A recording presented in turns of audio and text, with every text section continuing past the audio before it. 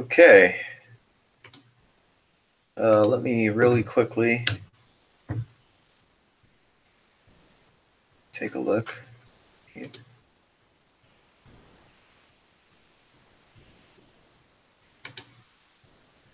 I am online, or I should be online.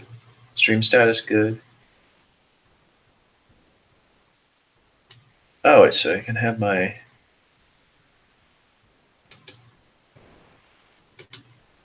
Let me go here. Oh, wait, so I can have my... Okay, I can hear it. Okay, I'm just going to have this up in case anyone drops in. Definitely still getting used to this. Okay, so yeah. Perfect. Okay, let's post this.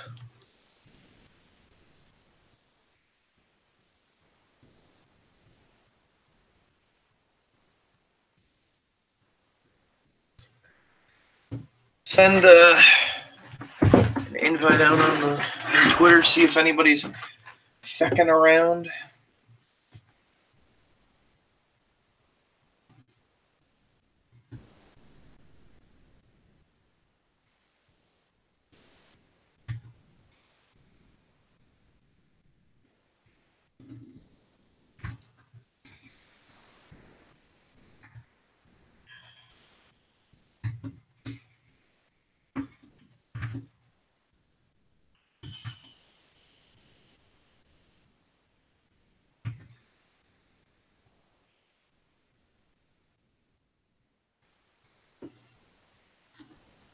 Okay, nothing more I can do.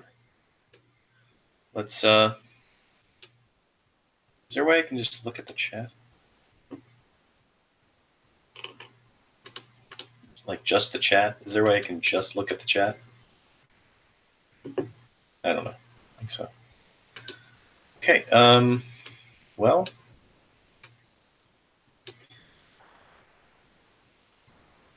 I'll keep this down here.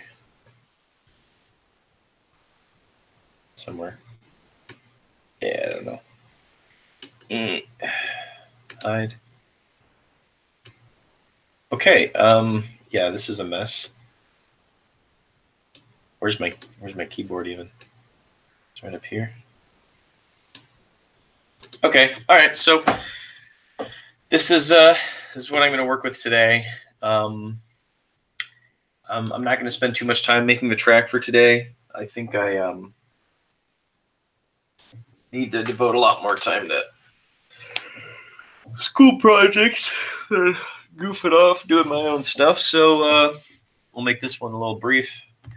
Don't want it to be just a pure ambient one-off, though, so I'm just going to diddle around with some synth melodies real quick. Let's set up the sound meter. I forgot I lowered the attack on that.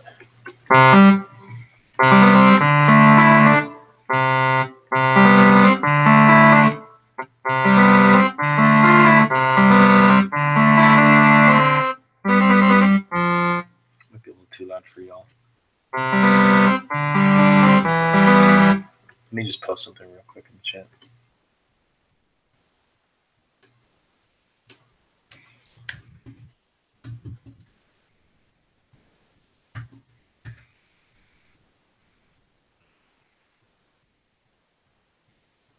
Okay, so that's the top of the chat right there. I think that's all I need to see. So we can probably bring this in a bit. How much can I bring it in? Let's bring it all the way over here so that I can fully see the keyboard.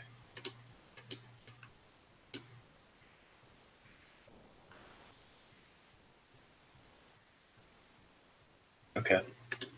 I'm definitely not gonna keep with this format. I've gotta tweak this and actually get a good setup going later on. But yeah, let's see.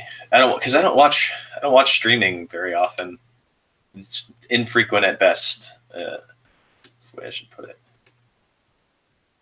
Non-existent at most realistic.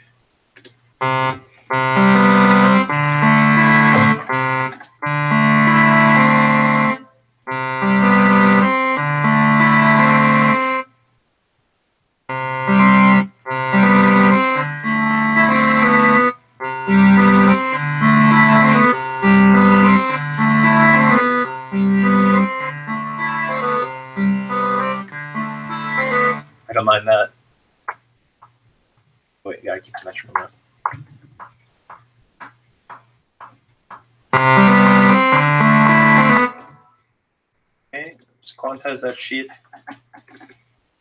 I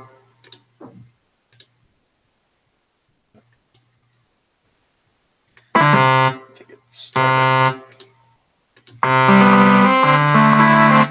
shit. I think let me just re-record it at a slower tempo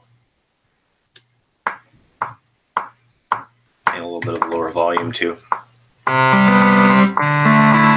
Oh, hey Gareth, good to see you, my dude. How's the setup look? How does it sound on your end? Let me know. All right, cool. Yeah, I'm just diddling with a little melody right now. I'm gonna turn it down a bit. Trim this, make it a little cleaner. Sounds great. All right, wonderful. All right, how are you doing today, man?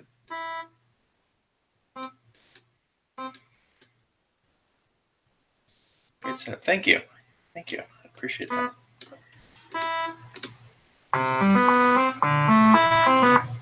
I like that. Okay.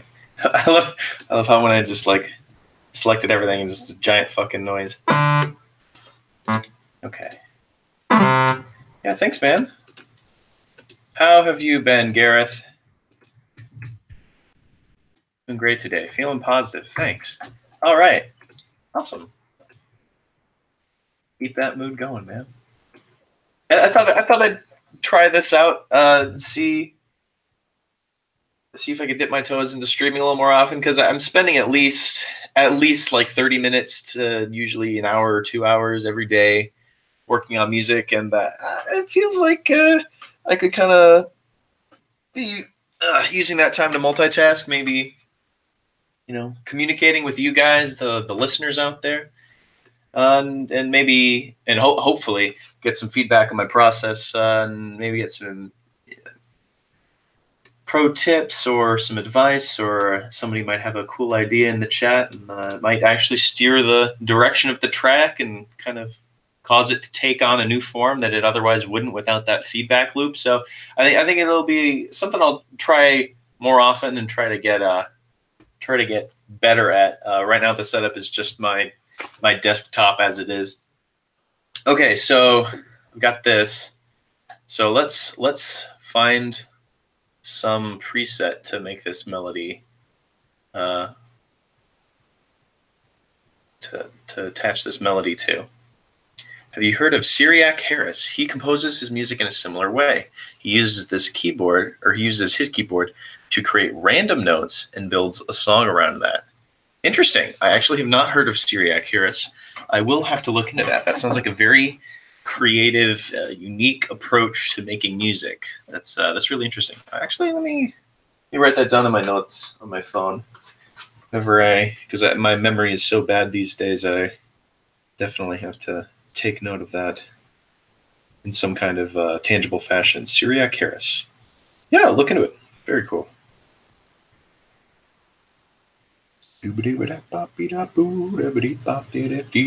Okay. All right. So this is just the basic synth.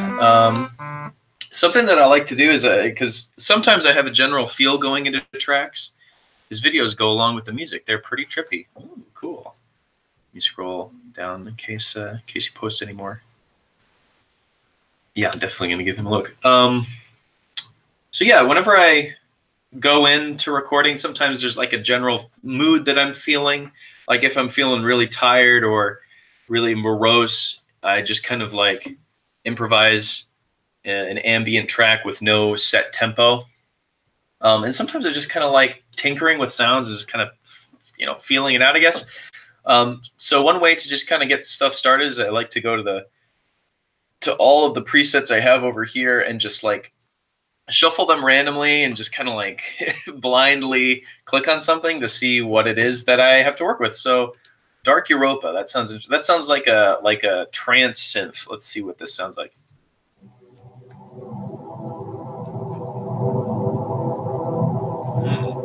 Deep and dark and ambient. Let's see if I can bring the attack up on that so it's more of a stab, and then let's turn the release down on that.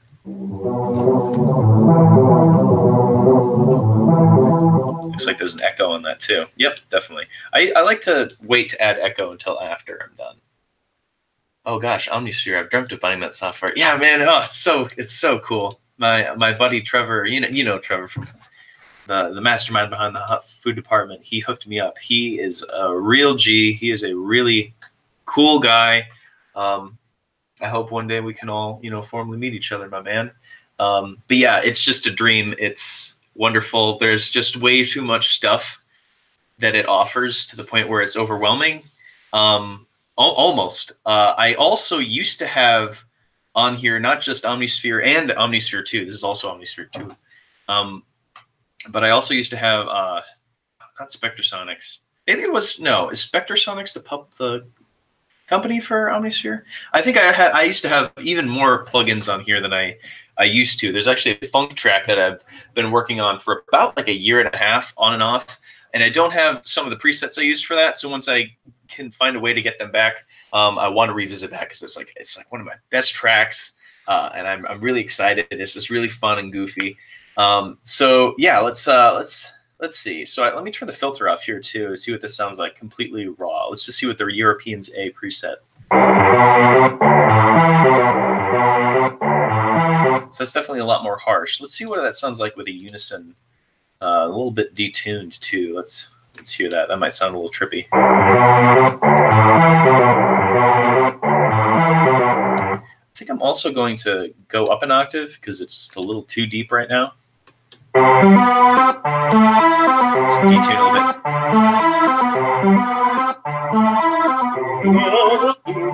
little bit. I like that. That's a little weird. Let's keep that down. And let's see what the octave lower sounds like.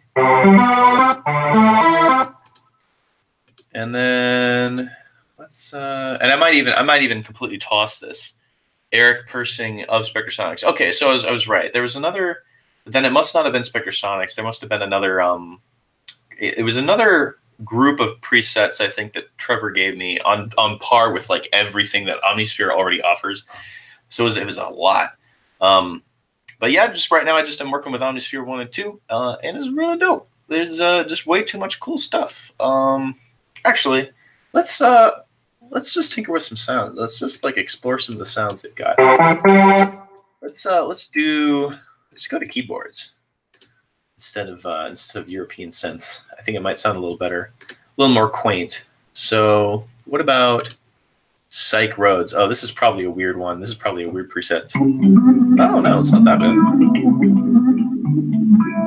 Ooh, I like that. Lots of. Yeah, that's probably Retroplex. Let's turn the phaser off too, see how this sounds. And the distortion. Okay, so that's like how it is naturally. So noisy is the one I want, I think. Ooh, I like that. I like that.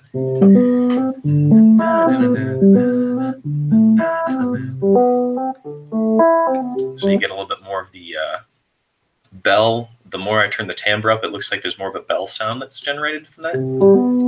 Oh, also, Gareth, since I'm only recording sounds really off of my microphone with pop filter, you probably aren't getting like the purest quality, I guess, of the sound that I'm generating. Let me know how the music itself sounds on your end. I'll loop it for a little bit. Just let me know if it probably sounds like kind of distant or hazy or reverby.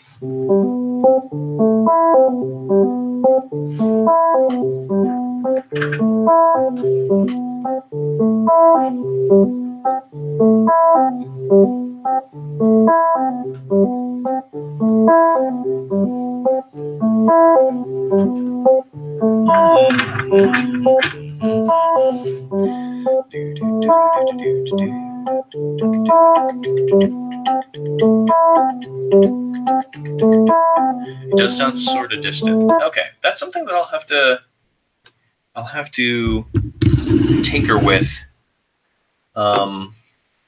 in my setup for sure, because I was watching this one guy that I actually met. I didn't meet him, but I came across him. I should say that's a little bit more of a apt phrasing. On SoundCloud, he makes vaporwave and electronic like kind of plunderphonic-y stuff with a guy I know, Maggie.wave, who used to have run the channel Magnus Prophecy, or at least that was his old moniker. And he was streaming last night, late in the eve, and I needed to have some respite from watching the Seven Deadly Sins because that show just soul-crushingly unbearable. And his sound quality was just so crisp and immediate, like there was barely any latency.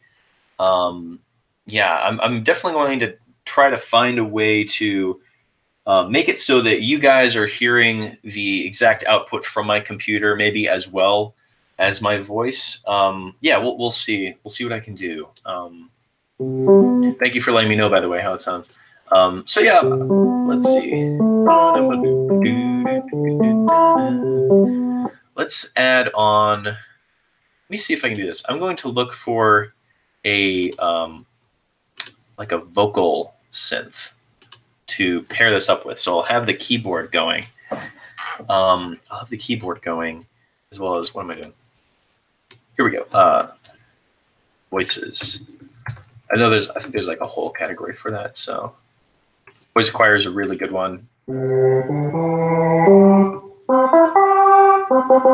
sounds a little human there. Let's see, African range. That's more like a percussive one. Yeah, those are percussive, it looks like. Voice intervals all. Ooh. That sounds interesting. Choir full staccato. Let's see what this is.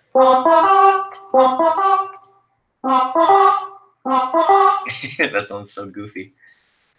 My favorite thing about Omnisphere is bizarre guitar and distorted reality.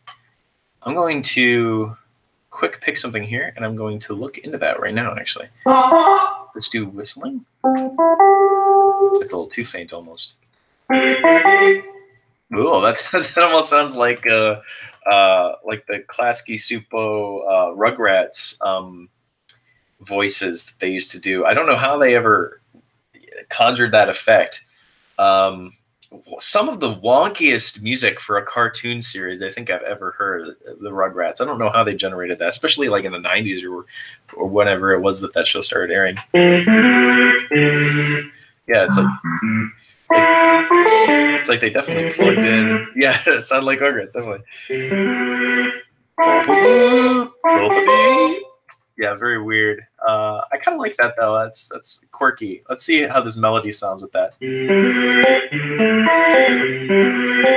I think something that I could try here is let's pull the start up, so it's like the very start of them making that sound rather than them building up and kind of breathing in. Let's see how the shift. Oh, that's weird.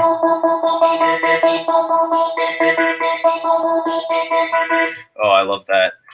That's so weird. One of the cool things about GarageBand that I didn't know that they offered is that you can actually alter effects and change them as you go along, which is really cool. Like that's dawned on me that's how a lot of the Fields music is able to generate this filtering effect, is that he, adjusts the filter in real time.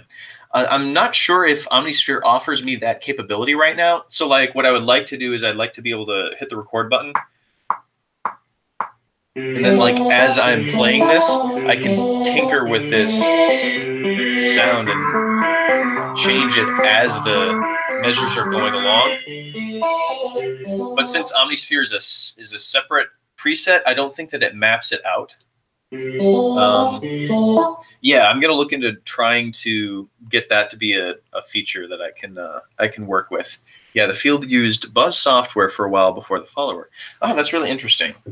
It's cool how much more you know about like the Field's actual process than I do, because I still definitely kind of have this perception of him that's a little like misty-eyed. Like I still think there's a lot of mystery to his to the way that he approaches music. But at the end of the day, he's just a guy with tools at his disposal, just making the sounds that appeal to him, So it might not be as mystic as I make it up to be. Okay, so let me mute the first part we had here, and now I'm going to play with Bizarre Guitar and distorted reality. I'm not sure. Okay, so it's not a. Is it there? Bizarre guitar. Oh yeah, you know what? I think I have played with this. Arpeggiated Love was named after the arpeggiator he used in Buzz. Interesting. Interesting. Estuary. Yeah, I've played with a lot of these. I've played with Estuary a lot. Dusk a little bit. That's definitely like spooky, very minor soundscapey stuff. Devionics. Devionics is a spooky one. Devionics is like something you would hear out of a horror movie made on a shoestring budget. Like, let me just play something from it real quick.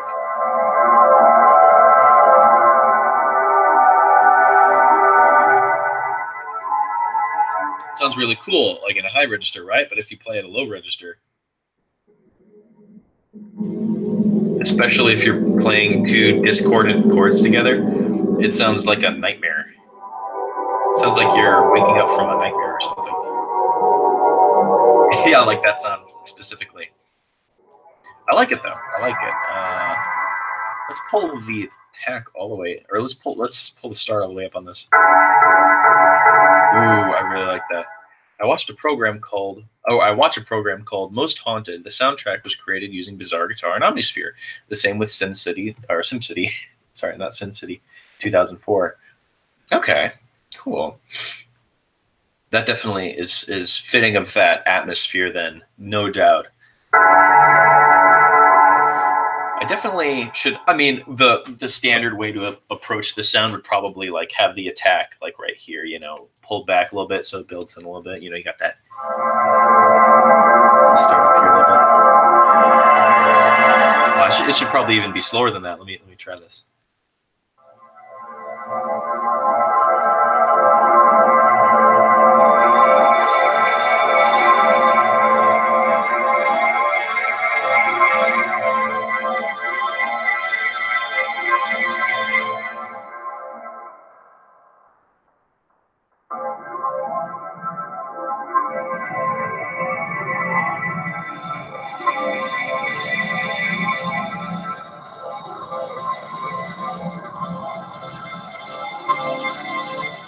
Yeah, very weird.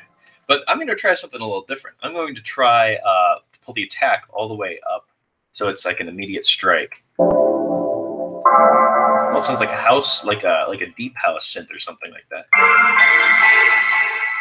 Oh, and the next thing I definitely got to do is I got to turn the harmonics off for sure. And I'm going to turn the chorus echo off. So now I've got like just about as close to the original sound as I think you can get.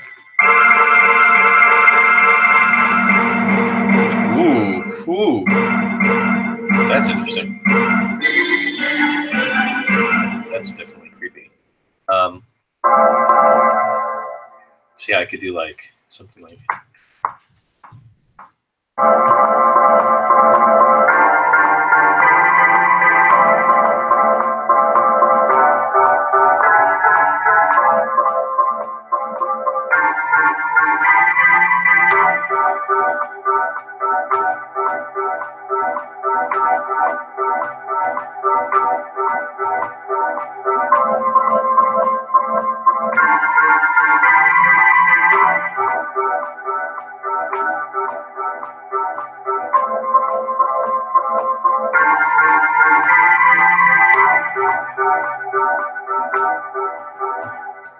Okay, let me see what it sounds like if I pull the release all the way back to a little bit.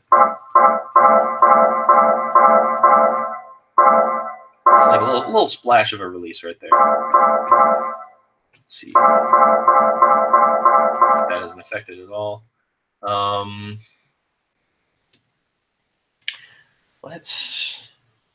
definitely a sucker for applying spring verb because it allows me to also affect the sounds, you know, the space, I guess I should say, as well as, you know, the texture of it as well, I guess, rather than just having an imager effect where I just affect how it is played within the space. So like this is kind of distant and spread apart, and this is really direct. if I just have the spring, then I can also do both. I can make it sound really cavernous, and I can also affect the tone of it. Ooh, I like that. So let's see what the I totally forgot that was the original thing we were working on. Okay, so let me go back to this. Let me alter this chorus vocal.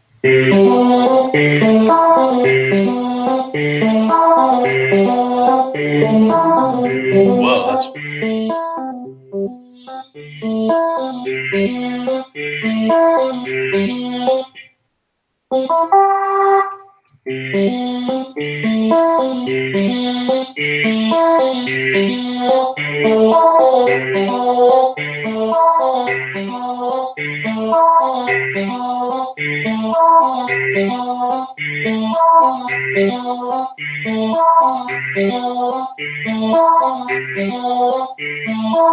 just out of curiosity, let's see what this sounds like arpeggiated. But with chord effects, it'll just like loop. I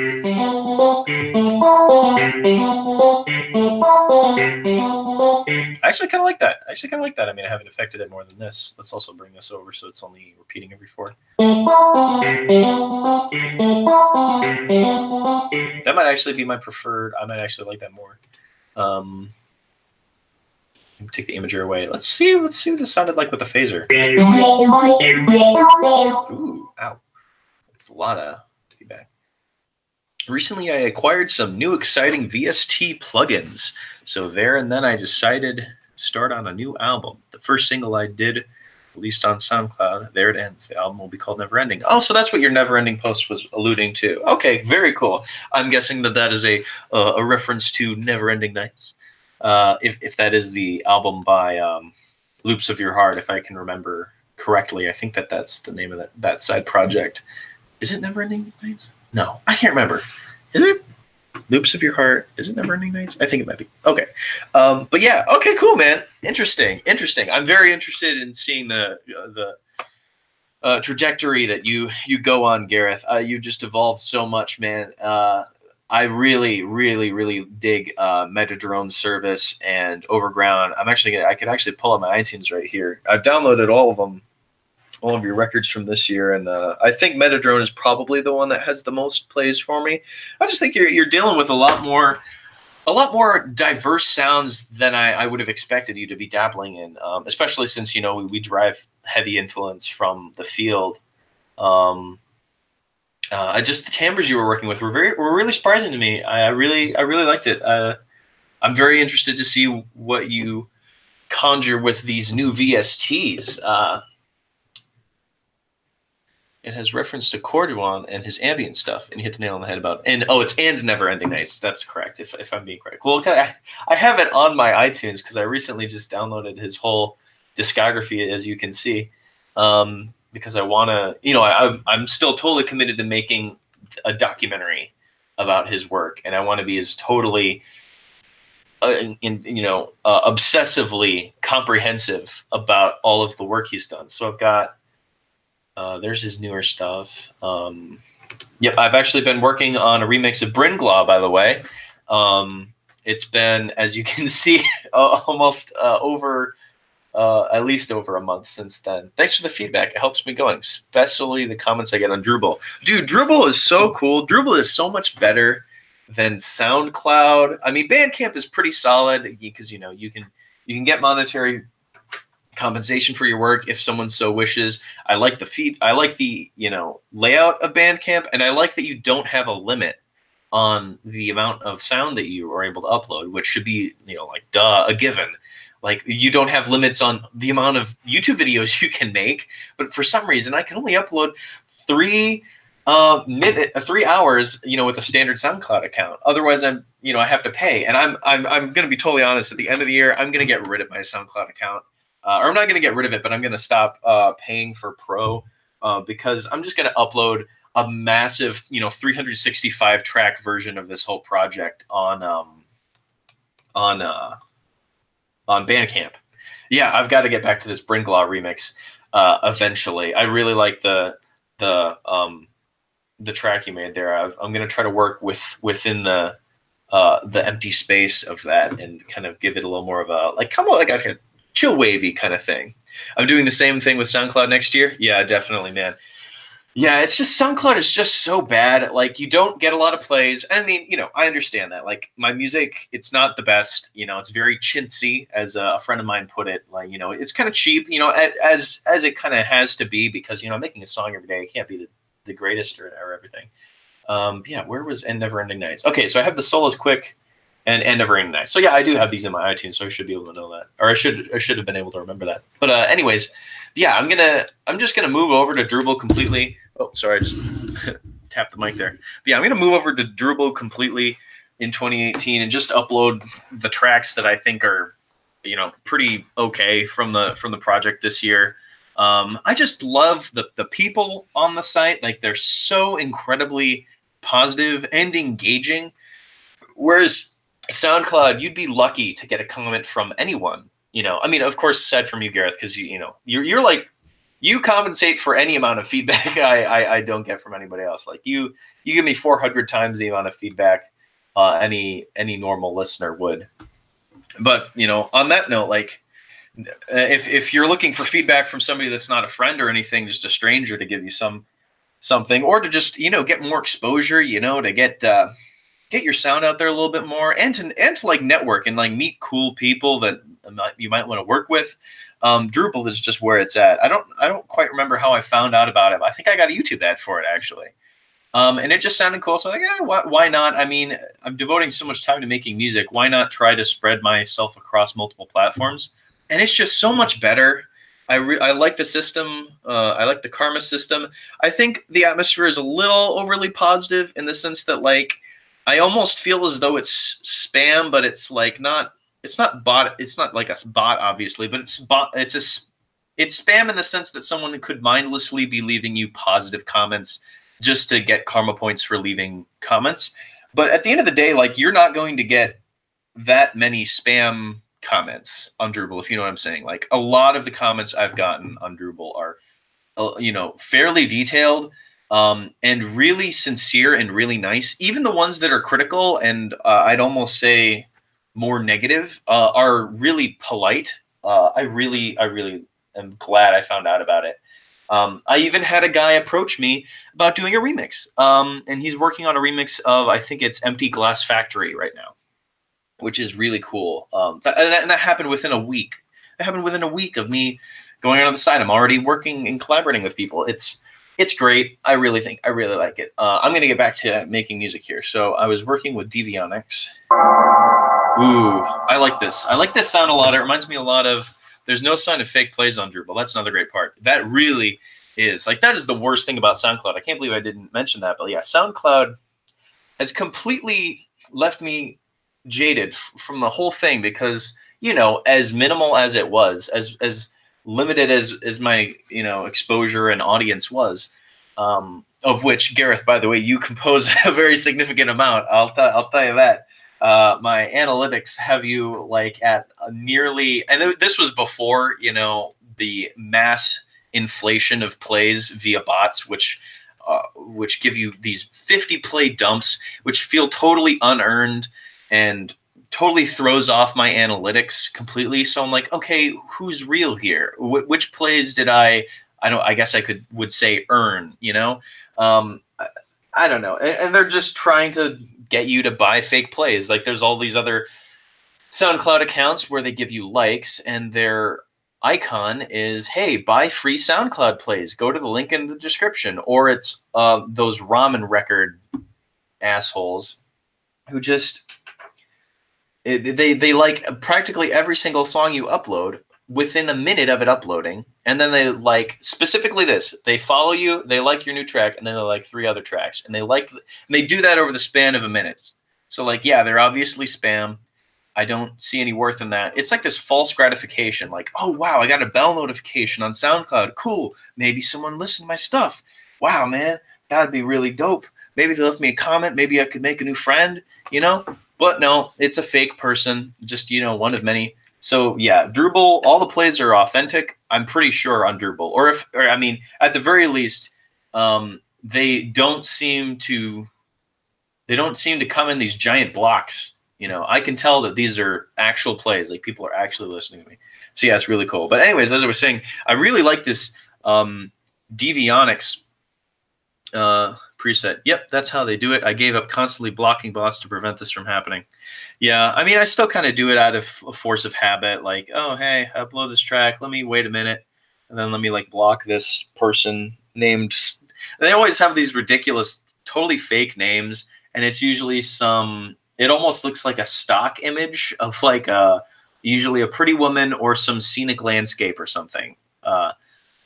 Yeah, I'm pretty much done with SoundCloud. Pretty much completely jaded from it. I think the only people that really flourish there are vaporwave guys and SoundCloud rappers, because that's just the area where they've cultivated a specific sound, I think, on the site too. And I just generally don't think, ambient minimal techno, which is a very niche area of musical interest anyways. I don't think we would find much of a community there anyways, man. You and me would much better be served on Drupal.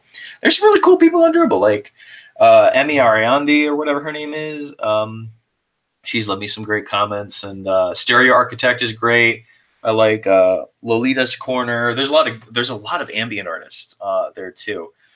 So yeah, it's very cool. I still think the site could use some tinkering. Like, I think that they could have some more subgenres for the charts, which would be really cool. They could make it easier to organize your tracks.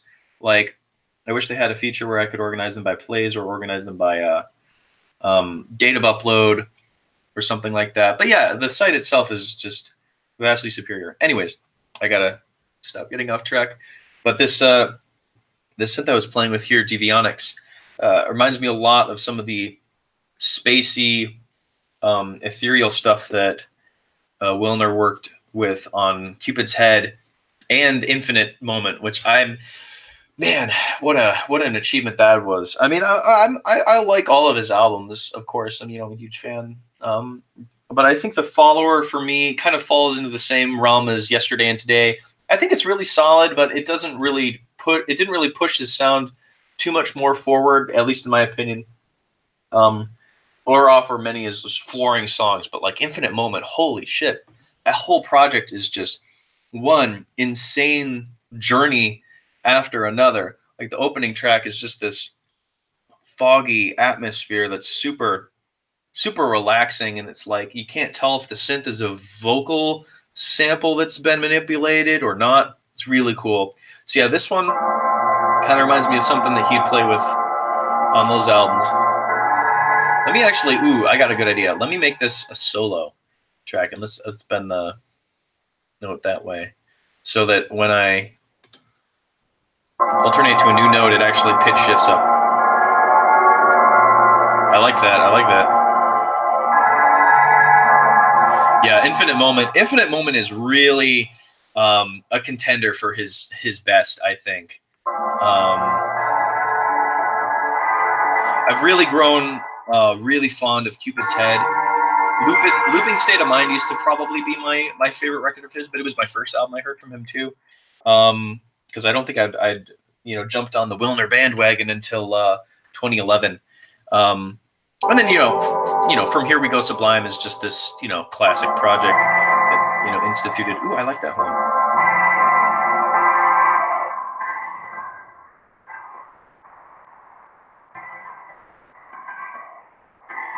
This is probably gonna sound really weird with the melody we already made, but let's try it. Let's see what this is.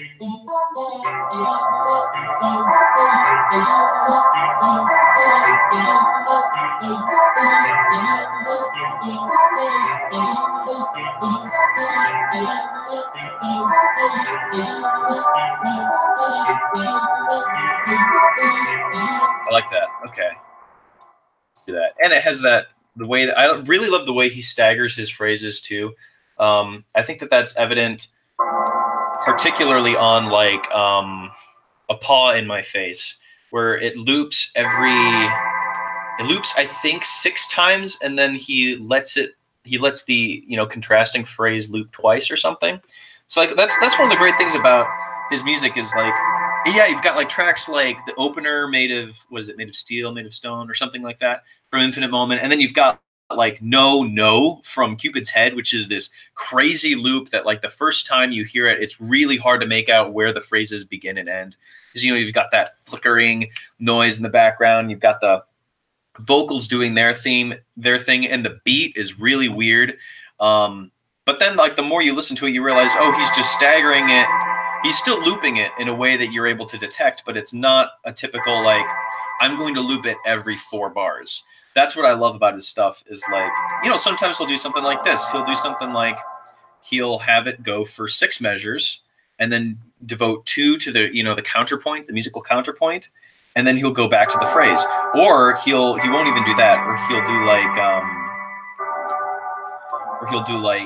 he'll loop it 3 times and then he'll loop the counterpoint 2 times or something like that. So like it's looping the whole thing is like looping every 5 measures or something like that. So it's just really cool. It's subversive, I think, and it makes the concept of like looping music over and over again. It makes that concept of looping music over and over again have a little more depth to it than just like, a sheer repetition. That's what good minimal, music should be. It should have some kind of depth to it, some nuance. No was the first track he composed for Cupid's Head. He had thoughts of not doing another album.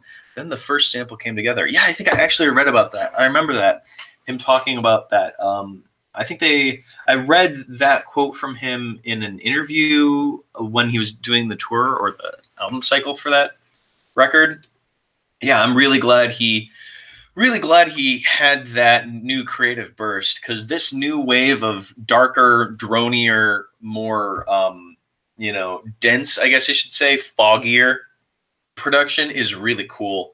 I think it's a great direction for him to go. It really expands his sound in a great way. Indeed, it was in an interview. Nice. I really like the interview with him and the drone too that I've watched, where I think he says something to the effect of like how people perceive musical phrases or instruments or parts in his music that really aren't even there, but it's the way that he's like manipulated the sound that it's very interpretable. It's like you could easily take one sample, listen to it a couple times over, and hear them saying something that they never said, or like you could hear words being formed. I'll never forget, there was a comment on the YouTube video for Then It's White, I think is the name of the track, from Looping State of Mind. And I think that someone said that, like, yeah, after the beat change up, it sounds like the voice is saying Justin Bieber over and over again. And I can never shake that to this day. Like, yeah, whenever I hear that song, the voice is saying Justin Bieber. It's very clearly saying Justin Bieber. I mean, I don't think that was the original phrase or whatever, but I can't not hear that now. And it just shows like how his music is so personalizable, or I don't know. You can really have like kind of an almost intimate relationship with it, in the sense that like you can listen to a track over and over again, and really it has this cathartic effect, the repetition of it, and you really, really grow attached to this sound. And you begin to hear things that you perceive. So you're almost kind of getting this feedback loop of what you think you're hearing, even if it's not really there. And then that affects the way that the track evolves and changes. So like some people probably hear the Songs by the Field completely differently than I would. If that's, you've got the overall sound, of course, which is like objective, like this is the sound file, this is what it is. But like, if you really try to, kind of meditate on it and really listen closely, I think you'll hear different things than someone else. Yeah, I hear Justin Bieber on that track too.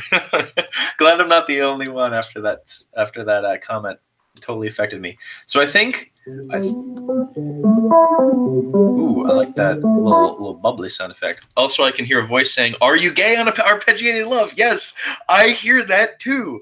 Are you gay? It's really funny. I mean, that might also feed into the themes of that song, arpeggiated love. Maybe it's a relationship about a man and a man. I don't know, man. But I definitely hear "Are You Gay?" and it makes me laugh. It makes me laugh every time, especially since it's in this moment that's like really dramatic. You've got the bass kind of whirring, and it's in this minor phrase, and it's kind of like the lull period, and then you have this voice saying, "Are you gay?"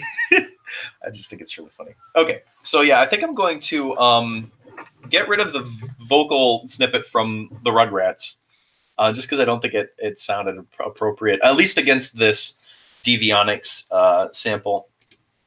And I think I'm going to also edit this so that maybe there's no filter. And then let's turn the arpeggiator off, actually. I liked that at first, but let's see how it sounds later. Oh, I think it's the retrophaser. The retrophaser is what's making it sound so wonky. Here.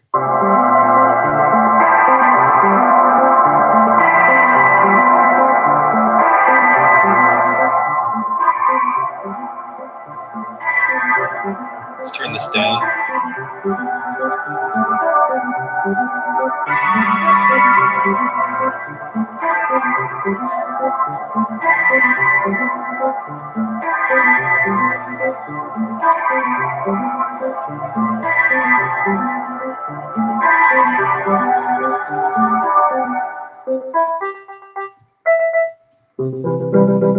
And then let's pair this up with something else. Maybe not the well, let's see how this sounds. Ooh. Let's transpose this an octave lower. Ooh.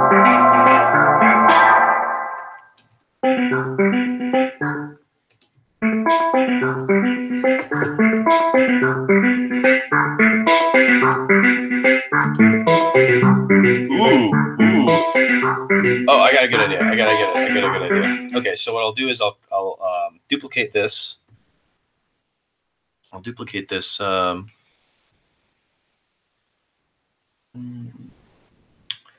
By the way, Gareth, just thanks for showing up, man. Thanks for listening in on the stream, man. I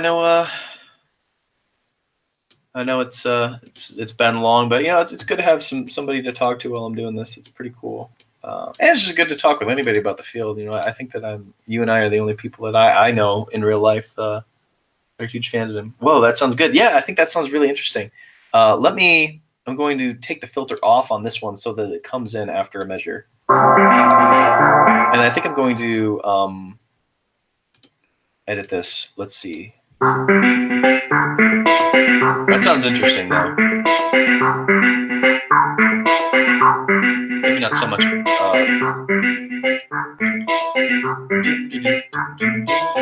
Ooh, let's see what happens if I put a unison effect on this vocal.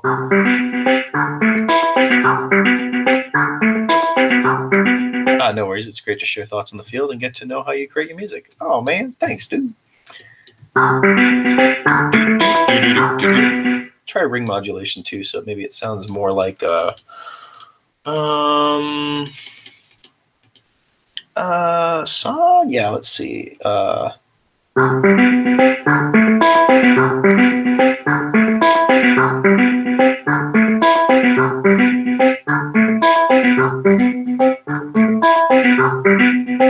It's too much depth and it sounds kind of distorted. Ring. Okay. Oh, so this is like how I would normally affect,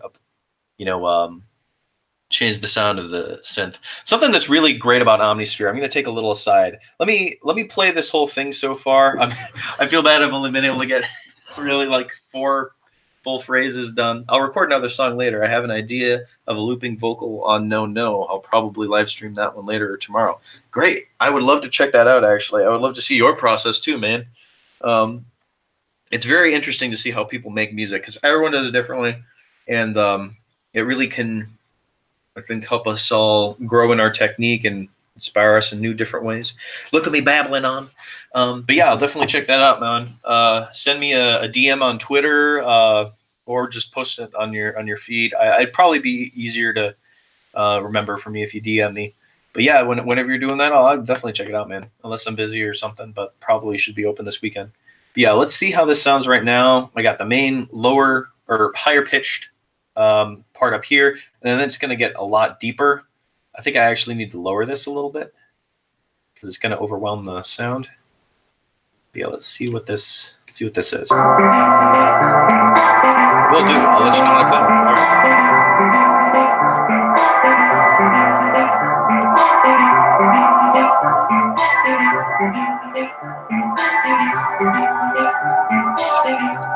So we got a deep part here. Let's actually turn it up a little bit.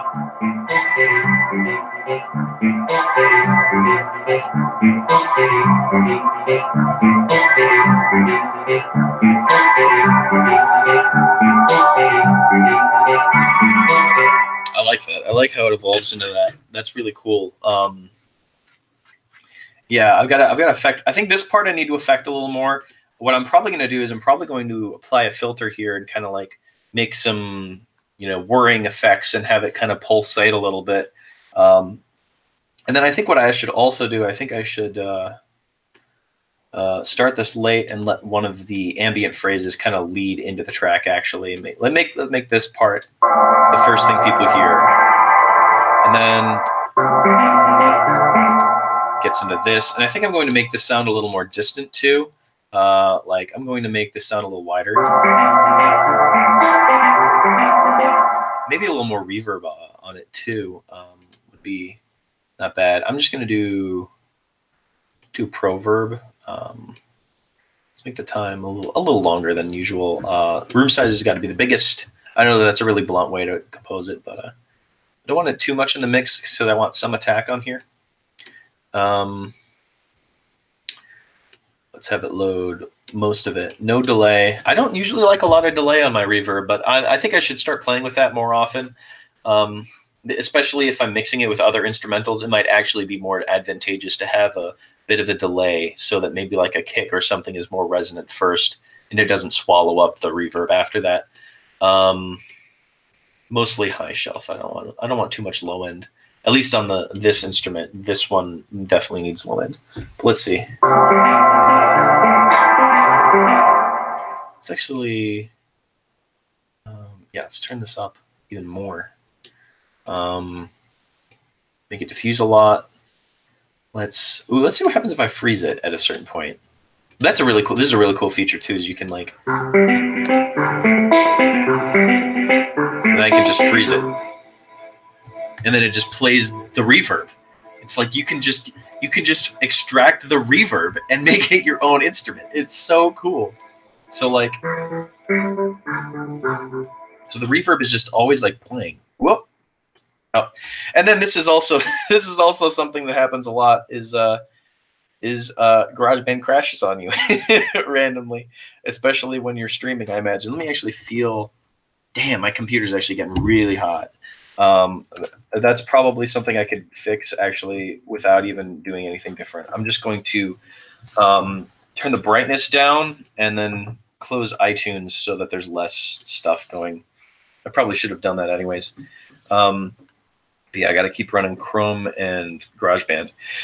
But usually the great thing about this is even though I didn't save, the autosave on it is really snappy. I rarely lose too much progress when it crashes like this. The worst thing about Omnisphere, though, is that if it crashes, there's a slight chance that the instrumental that you made won't even appear again. And the entire thing will get deleted. So that's worrisome whenever that happens. Like that's why I don't spend too much time on tracks, is because you can come back to a track and it, even if you saved it, and everything, it won't reappear. Okay, what am I doing? I've lost a number of. Well, I haven't lost a number of songs, but like there have been songs that I wished I could go back to, but the raw file simply does not have the instrumental anymore. It just has a blank folder like this. Yeah. Yep. Yeah. It just happened. Yeah. This is exactly what I was talking about. This one's all right, as you can see, but I've got to load it for this one. This one, I'm guessing, will probably be okay too, since it's like a near duplicate of this one. And even so, I can duplicate it again. The only thing I really changed was that it was it had no filter, and I think I affected the balance a little bit. But yeah, like as you can see, look up here. So like this happens a lot. Like this was the Devionics, right? So now I've got to go back and reapply it, because right now, all that it is, let me pull up the keyboard. All that it is a synth. So this is all it sounds like. So you know the track. You know that the track you made shit the bed if you open your folder, if you open your file and it just sounds like a bunch of beeping.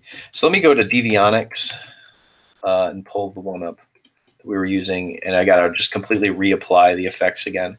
And it's not going to sound the same. So I think I remember I turned the harmonics completely off. What else did I do? I turned the echo off. I had the flame off, I think, and I had it a solo, and I changed the effects. So let's see how this sounds.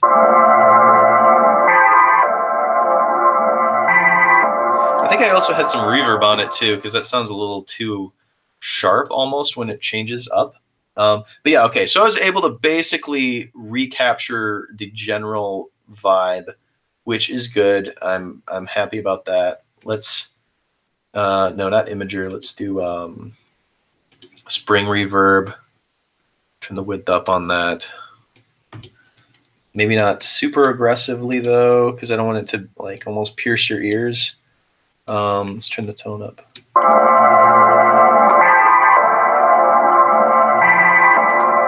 I think what I need to do is I think I need to turn the attack a little bit down on that. Just like a little bit, so it's not just like a bam, there you are. That's a little better. And again, it's hard for you guys to hear specifically. There is one slight problem with music production, and that's the process of naming tracks. Yeah, I definitely say that too. Because, you know, a lot of the stuff that I put out this year, you can clearly tell, like, it just kind of vaguely is named after how the track sounds, I guess. But, you know, when I get around to making more serious music, you know, quote unquote serious music, I want to have the titles for the tracks, you know, meaningful in, you know, toward the quality of the sound as well. Like I want there to be some kind of story behind the track, and that relates to what it's named. You know what I'm saying? Or at the very least, I want it to have some kind of thematic tie into that track. You know, yeah. So some of my songs are you know, have some kind of commentary on them. Like Another Fuck Up is called that because one of my buddies, the guy that's in the picture for the track art, I won't go into details because it's a personal thing for him, but the day that I was making that track, he made a big mistake. And I wanted to make a track to kind of cheer him up. And he'd been having a couple blunders. Ignore. Yeah, I mean, GarageBand quits unexpectedly all the time. But yeah, like most of the songs don't have that. So yeah, I totally agree that the process of naming tracks is definitely a little tricky. Oh, but yeah, this is something I wanted to show you, Gareth, that's really cool that Omnisphere offers. I don't know how your programs handle it, but the great thing about it is that you can just make your own presets from scratch, basically. I mean, they give you all of this just wonderful stuff. I mean, the name Made of Steel, Made of Stone came from a lyric from an Irene Cara song, or an Irene Cara song. I'm not quite sure how it's pronounced. What a feeling. All alone, I have cried silent tears full of pride in a world made of steel, made of stone. Huh. That's interesting. I didn't know. I don't know how you find out all these cool facts about the field, man. I'm really going to have to, like, you're going to have to be a huge consultant for this documentary. You know more about him than I, my good sir. Most definitely. But yeah, one of the great things is that you can, they give you a lot of really cool just synths that you can create. Like you've got your basic stuff right here, but then you've got a bunch of classic waveforms that you can, like a whole bunch. Like look at that. That's just like one folder. And then you've got all of these saws, these squares, and triangles that you can play with, and then other stuff that's just a little even weirder than that. Yeah, it's just so much stuff that you can play with. And then beyond that, you know, then you just have all the tools that you can apply later. So you have all of these great synth presets that you can play with even further to personalize them even further. And I haven't even really dug into this too much. I mean, there's just so many instruments as there is on this thing that it's there's literally not enough time at all to even really get a full grasp on it. They really outdid themselves. It's like I barely will need any other music production software after this. I mean, if it sounds like I'm shilling hardcore for them, you're goddamn right. I'm shilling for them. They made a wonderful program. But yeah, so like let me pull something up. Let's do something with attitude, baby. Let's do something. This stuck out to me, Octametal. I don't even know what this sounds like, but let's see. Ooh, that's definitely a little distorted. Let's see. Ooh. With the presets, I usually load them, then manipulate them slightly to create my own sound. I never use stock sounds out of the blue. Yeah, same. I would never feel good if I just flat out like ripped a sound without any personal touch added to it, because then it doesn't feel like I'm really making it unique to my sensibilities at all. And it also just feels like if somebody listened, this is one of the main real reason I think, which is the real reason should be that I want it to be personal to my sound. But another thing I think of is like, well, if somebody also has this software and they heard a song I made and I didn't tinker with it at all, and they just heard and were easily able to come to the conclusion that I just used the basic preset and didn't do anything with it, they probably wouldn't think very highly of that, would they? They'd probably think, wow, you don't give your music any kind of personal touch. I can tell what you're doing. I can see what you're doing. I think the best musicians like fool you into having to look into what it is that they did to affect their music the way they did. Also, this is really bad. I forgot to turn down the reverb for all of these tracks. So there has been a little splash of it that I have not even noticed. So Octametal, this is a little heavier. This is a little heavier, actually. I don't like too much distortion, at least sometimes. That's another reason why I've made a lot of Game Boy music or like video game music, is because the basic preset they have are these synths. Although I do like saws, I gotta admit I like saws a lot. Let's see what this one is. Yeah, let's change the. I like that.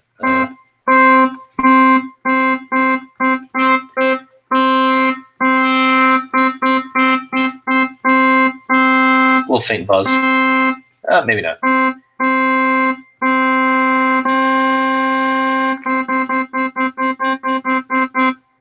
I like that because it gives a little bit of a faint distortion, or a little bit of a faint detuning. It kind of gives it this wobbling quality that I like. I don't like it to be too present because then it can like throw off the actual pitch that you're trying to make. But then the great thing is that like if you just turn the release up a lot, you can just like tinker around and improvise. So like I could just do a little improv right here and do a theme. So let's do like.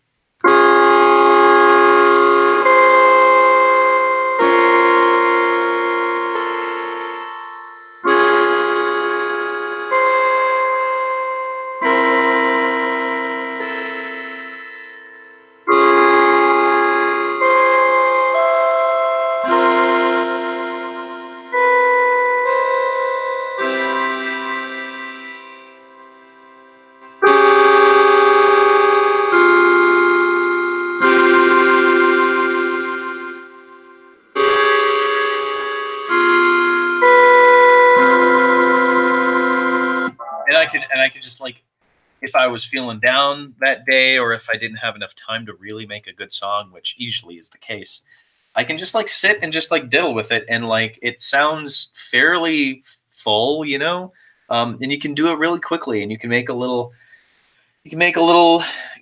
video game theme in a matter of as much time as it even takes to record it, which is really cool. So I kind of want to implement this sound into the track we've got so far, but it's not going to be super overt. I want it to be a little bit hidden in the mix. Fill out the sound a little bit. I like to have a lot. That's another thing that I need to get around to doing. Like when I come back to these tracks next year, when I'm all done with the project and pick out the best of them and refine them a little bit, I want to add much more musical layer to it. I think this is even too loud at that level. So let me just tinker with this.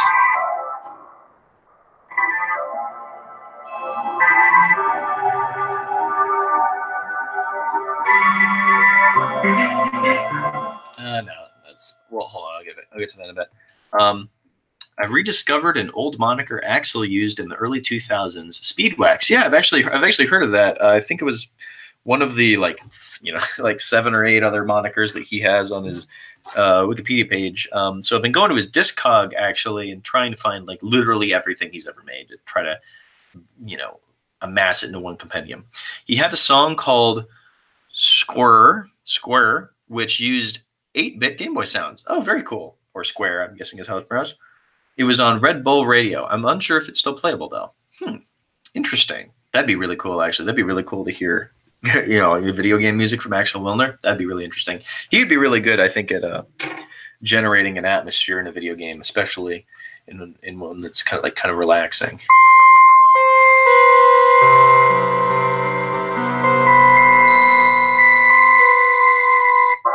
Okay, so this is I almost feel it's a little too faint. I want to add another partner synth to this, actually. I don't think it'll mesh very well, but let's see what I can do. Let's do a deep rap battle. Got to make sure the release is about the same. It's timed about the same, so 6.87 seconds. Do about the same for that. That's a little better. So now I've got this kind of like thin lead sound and this kind of thicker, bassier. Actually, another thing I could do is I could transpose this to literally be lower. So you got that chipper up tone, the high tone with the saw, and then you got the lower tone with the bass. Let's change the shape of the bass a little bit.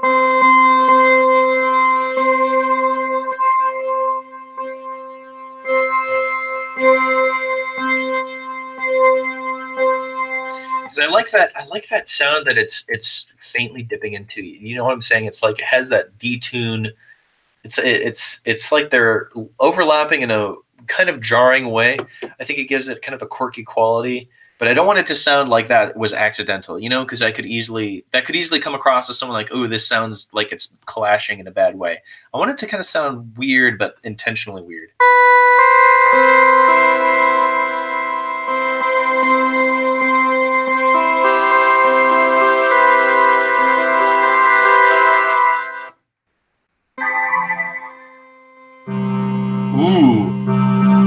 Oh, you hear that? You hear that? How low that is? That's so good. Listen to that.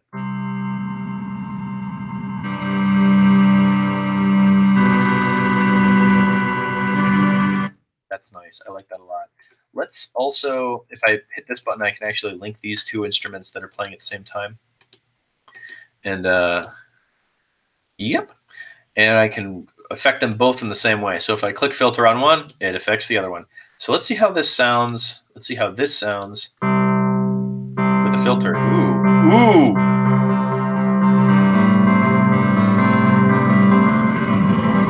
I like that. The thing I think I need to change about that is I think the release needs to be a little shorter. But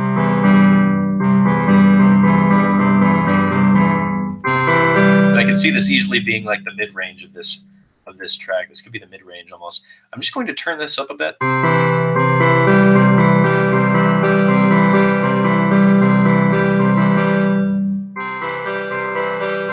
So I get just a little more high end on it.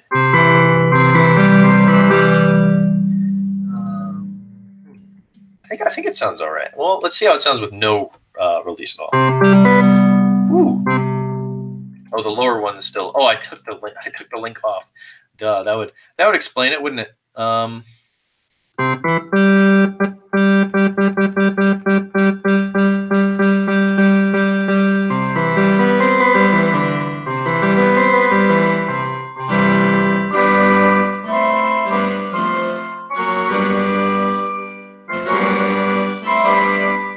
Okay, that's pretty cool. I like that. Make sure the filter's fucked for both of them now, so let me try to make sure I get them similarly. So if that's 5.512 hertz. Sorry if I swear a little too much for your sensibilities. By the way, I definitely curse passively a lot. It's just kind of a habit I have. Sorry if it's a little grating. By the way, just thought I'd say that. I know not everybody's totally cool with it. So I think this is a little bit of resolution. So let's have them each at like 15, just to see how that sounds.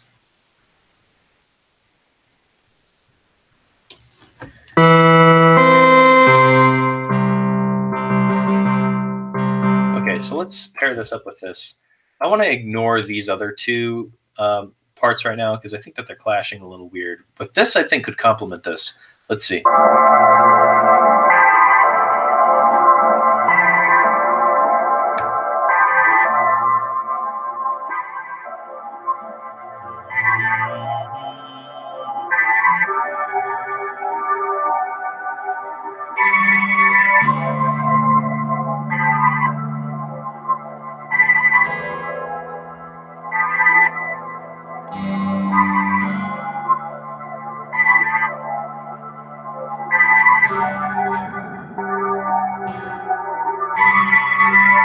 I like that. I think that blends well.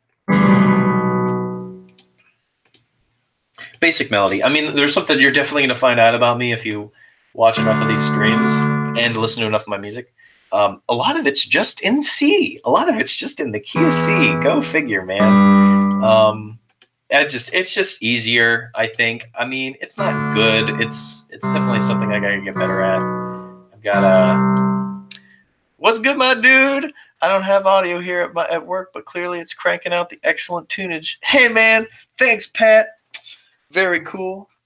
Thanks for dropping in on the chat. Since he doesn't have audio, I'm going to reply to him. What's up, dude? Thanks for stopping by.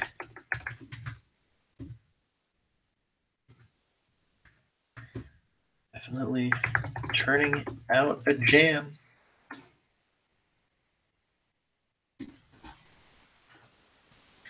Oh man, Pat's one of the coolest guys too. I wish I'd hung out with him more in high school because he's definitely one of the funniest guys I know, man. And he's just super supportive of my stuff too, which is, I don't understand how anyone could be. Yeah, let's see what this sounds like solo.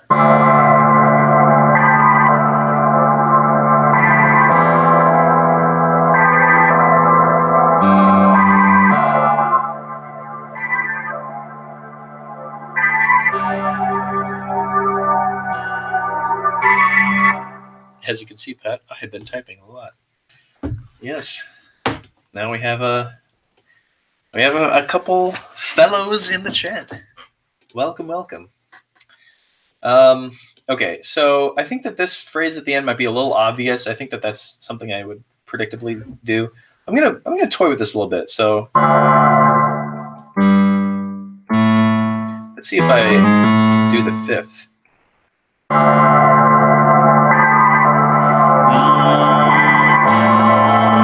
I like that. Let's try the third. I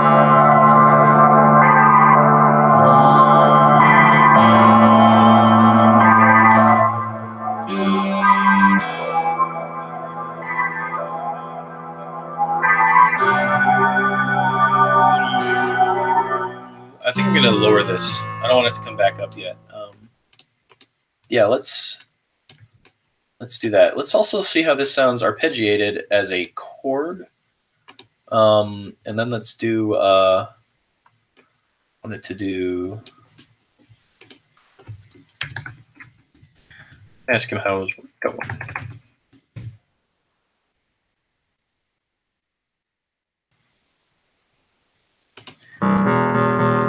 My boy Pat is an IT man, I think, or he's a programmer to some end. That definitely is up his alley. So let's see how this sounds. Oh, I don't have the arpeggiator on. That would definitely be a reason why.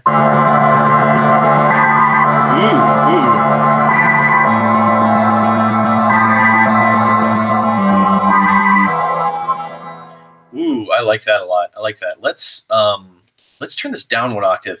I think it sounded better at a lower frequency, actually.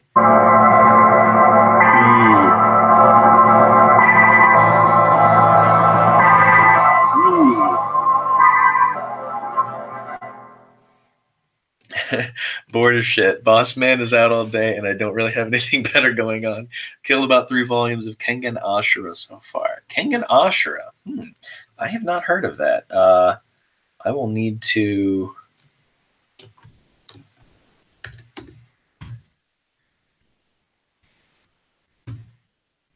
I mean, well, you can see me typing, so like, what's the point of drafting at all? I'm so dumb. Bored as shit. Boss Man's out all day. Dang, man. At least you have the freedom to shit around. Yeah, that's probably one of the biggest props of having a tech job. Is I'm sure you get to browse the internet and just kind of fuck around a number of occasions. I think Parker, another friend of mine, who's also deeply entrenched in anime and manga, much more even than I. He was like watched My Hero Academia at work because there was nothing else to do. Just shit around online. I do not know what Kengan Ashura is. I'll have to look into Kengan Ashura. What's that? I like this low end.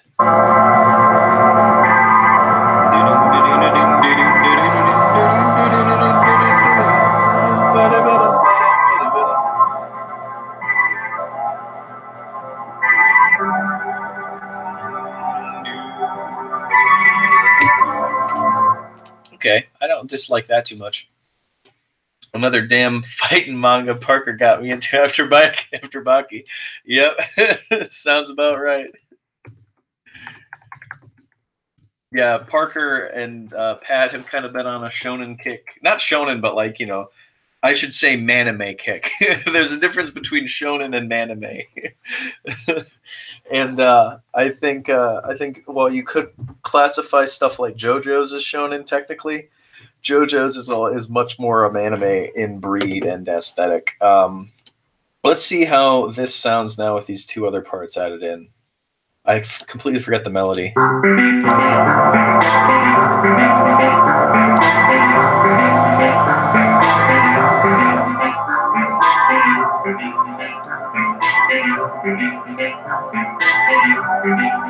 Ooh, that sounds really interesting.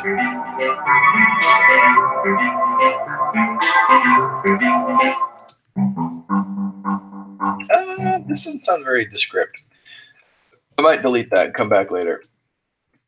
Yeah, that sounds all right so far. Yeah, Gareth, if you're still listening, definitely check out Baki, the series that Pat just mentioned. Definitely check out Baki.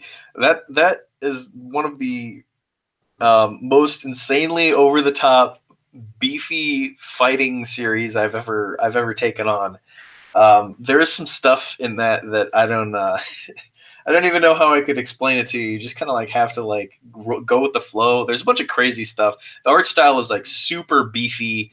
Like the fighters have these almost grotesquely buff physiques. They're like they look like freaks. Honestly, they look like monsters. And it's centered around this grappler who's like trying to outdo his father. It's very weird. Might not be everyone's cup of tea, but like I'm a little deep. I like dipped my toe into the new Netflix adaptation that's coming out, which is only subbed right now. So I'm watching the Japanese release, but the English release should be out on Netflix. It has to be by the end of the year because I think they're at episode 18 or 19. But yeah, it looks really. It's interesting. Yeah. So let's get back to this. Let's see.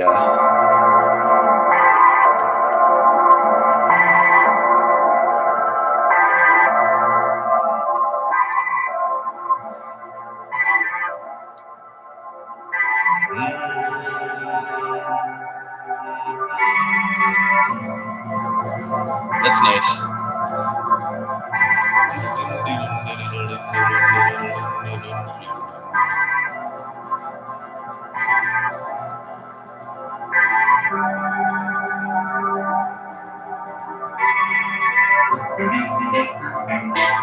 Let's turn this lower in the mix. Let's also EQ this a little bit.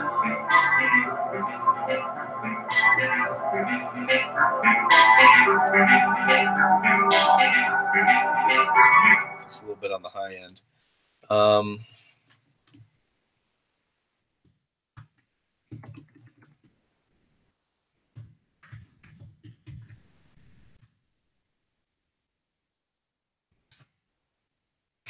Manine.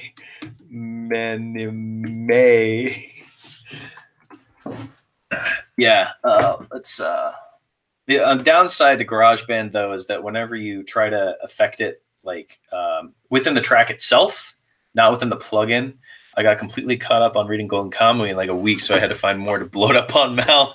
To bloat up Mal, yes. Yes. Very proud taking the Kamuy plunge.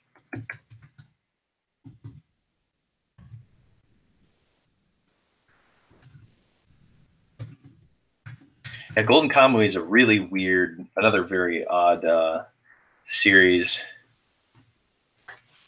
Probably one of my favorite anime from this year, actually. Not perfect, but it's the characters are really bizarre.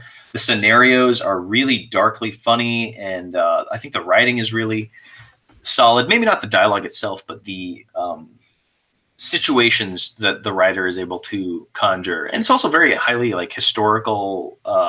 It's very educational in a historical sense too. Like I came to my Japanese life and culture class, and like on the third day, they talked all about the Ainu culture, which is what the show is like primarily centered around. So like I got to be a total head ass and you know, spout off facts, man.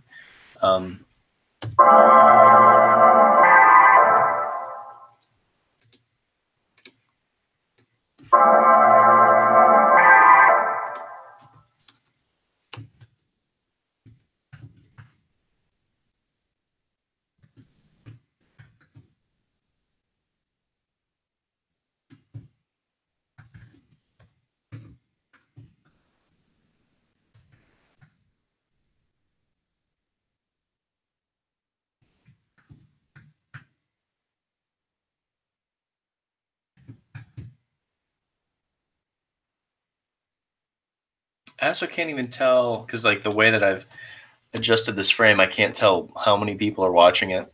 How would I be able to let me just open this a little bit. 3 watching. Okay. Oh, so it's probably me and then the 2 of my boys. I'll just pull this out when I need it. Thanks, mate. It's been really good reading so far. Whoop. What up? Okay, all right, let's get back into recording. I do have to finish this before midnight, and I've got to finish an After Effects project, which is gonna really suck. I gotta spend like several hours working on that.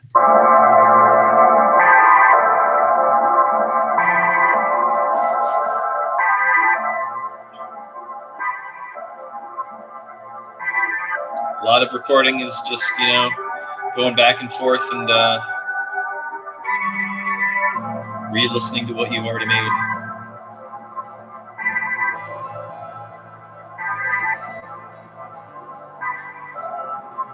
I think I'm going to edit this so that this loops one more time. And here I'll explain. Oh, you know what I should do actually? This would actually be kind of cool. I'm gonna have this loop every 3. You know what I'm saying? So like it's staggered like this. I think that'll add to a really interesting effect. And then let's loop these and then see how this sounds on its own. Let's also turn the arpeggio.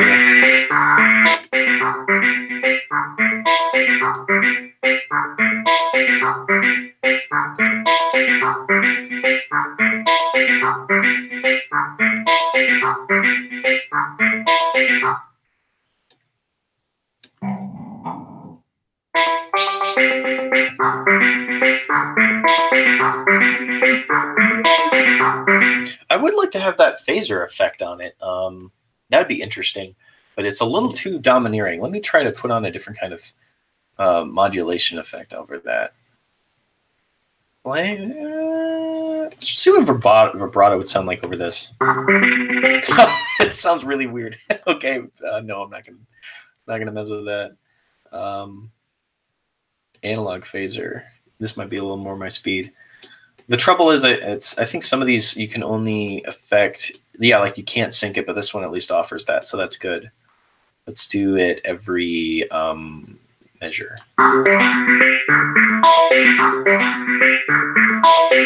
I think I also need to adjust the melody on this because it sounds a little. It sounds like, you know, correct me if I'm wrong, but I think it sounds a little too chipper. Whereas this sounds like very foggy and almost dark. You know. And then like this comes in and it's like. So I think I gotta have something that's a little more ominous or a little more brooding. So let's tinker with this here. Let's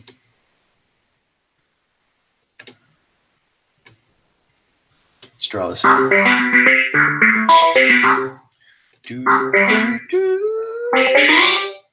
Let's bring this up and see what that's like. Actually, well, I've already got this musical phrase right now. I could just write something completely new. So let's do. Okay, so G.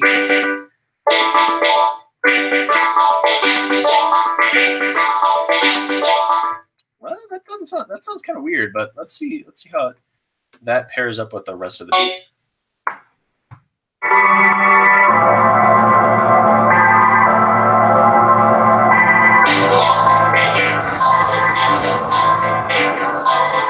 Ooh, okay. That sounded really messy, but if I quantize that, I think that'll be really, really cool. Ooh, that was a really interesting idea, actually. Yeah, let's fuck with this. Let's fuck with this.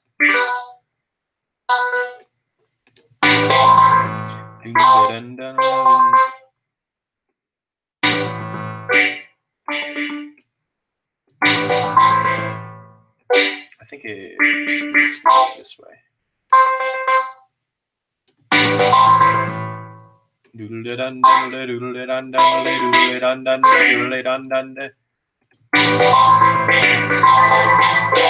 Oh, and the phaser actually adds a lot. Now let's get rid of this melody altogether. A part of the process for me is just it's a lot about scrapping my worst ideas away and kind of conforming to the overall song once I get a feel for it. So let's see how this sounds.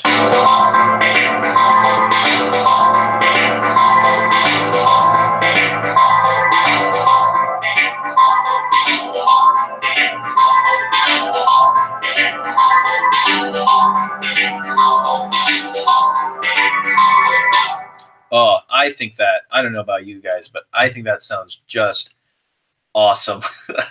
I think that sounds really cool. It's honestly a shame that I'm recording this over the stream because, like, if I had more time and were more focused, I would love to come back to this and make it, like, you know, real dope, real good. So now I'm going to get the kick in. I'm going to get a kick drum in somewhere. The thing about Omnisphere that's interesting is that, like, they have a lot of percussive presets that are really cool, really cool. Like, I've used a lot of them in a lot of my songs. There's a lot of really deep, booming, like resonant bass kicks that I really like because they sound really cavernous and they sound like they have body to them. Whereas a lot of percussion presets I find sound a lot of, you know, like really thin. And GarageBand has a lot of really thin presets. I'm going to be totally straight up about that. But if you EQ it, you can kind of get away with using really shitty GarageBand preset percussion kits. So, like, there we go. So Silver Lake has a real punchy kick. If I lower the high end enough, it sounds like that, but I don't want something so blunt. I want something a little more subtle. So I've been getting more and more into the Seismic kit recently because it's got that, iconic, Wilner snap. I'm going to turn the drive up just so there's a little bit of a bass resonance. Lower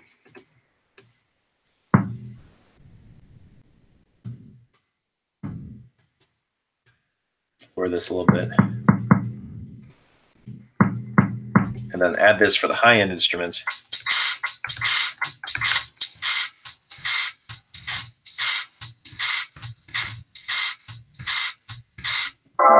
So yeah, that might be the pattern that I actually make.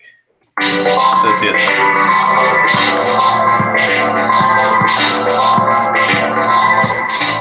So live stream very soon to see if everything works. Very cool, Gareth. I will be tuning in without a doubt. Although I might be we will see how busy I am. I might not be as active in the chat. I will definitely be tuning in.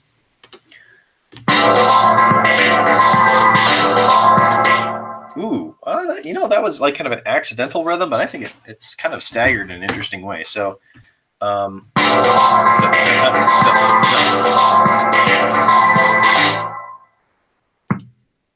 don't want that to be that thick. So let's go.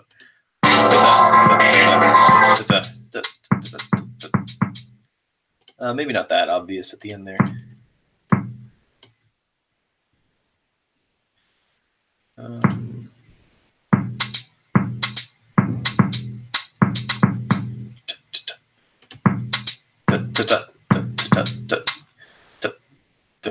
I think it's this part. I think you need to have two.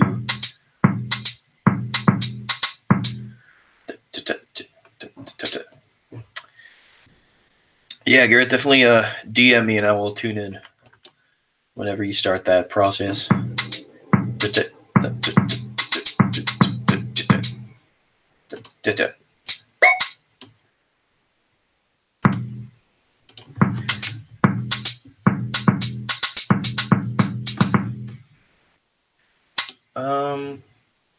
Let's cut this one out. Let's see how this is.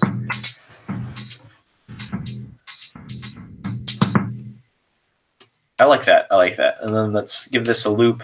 I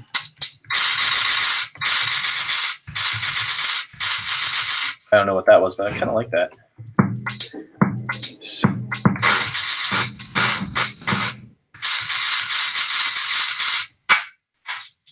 ooh, sorry, that clap was loud. Hopefully that didn't pierce anyone's eardrums.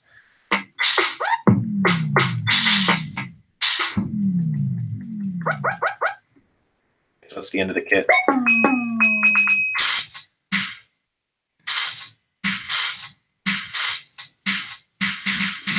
Shame is that with the Seismic kick, I don't particularly dig the snares. I often have like several kits of different qualities at the ready in case I want to like use the snare from one set or use the kick from another. It's a really tedious way, I think, of drum programming, but I'd rather go that route right now while I have the tech at my hands that I do until I get more varied recording software. That's not the worst worst snare, I should say. Yeah.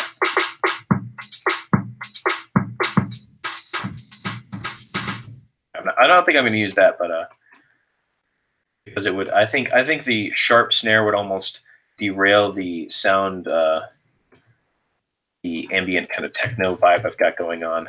It'd be more of a hip hop fueled track at that point.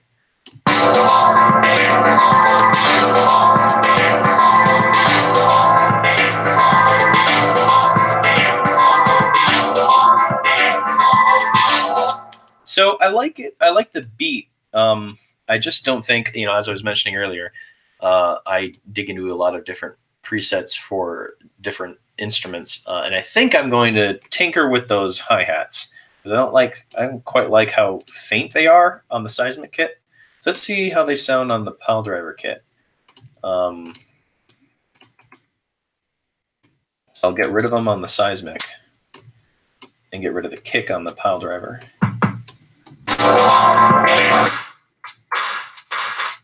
No, let's see how Neon does it.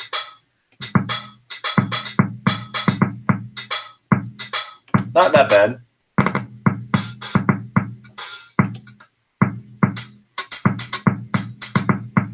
Major Crush is interesting. I'll go back to that in a bit. Gritty Funk is really gritty. It lives up to that title. It's really sharp. A lot of the synths on that or a lot of the presets on that are really high end and almost abrasively ear piercing.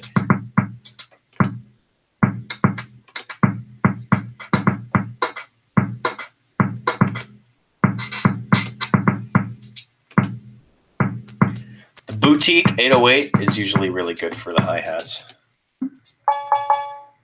So let's see. Let's turn this up too because the high end is getting a little swallowed up.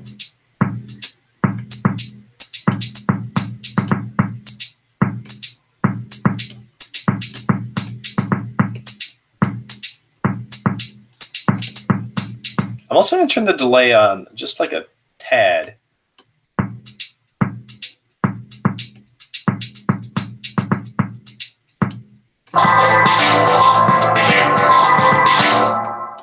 Okay. So let's bring the bass up a little bit. Now, I know what I should do. I know what I should be doing. I should be lowering these once the percussion comes in so that, you know, it's just not getting louder.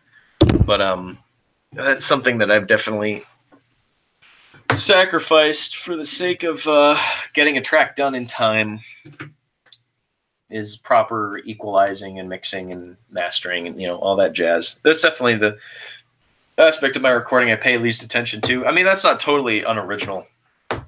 I mean, that's not totally original, I should say, either. A lot of people, I think, don't like mixing as much as they like composing. I think a lot more people are drawn to just fiddling around, you know, rather than really honing their craft too much. Well, y'all are still watching. That's pretty cool, ain't it?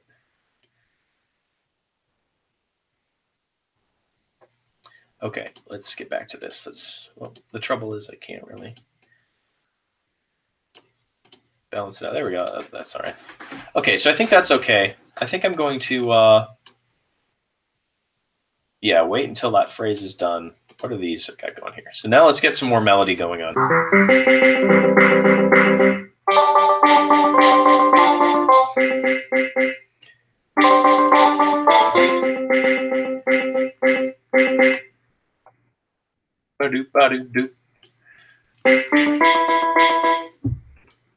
Okay.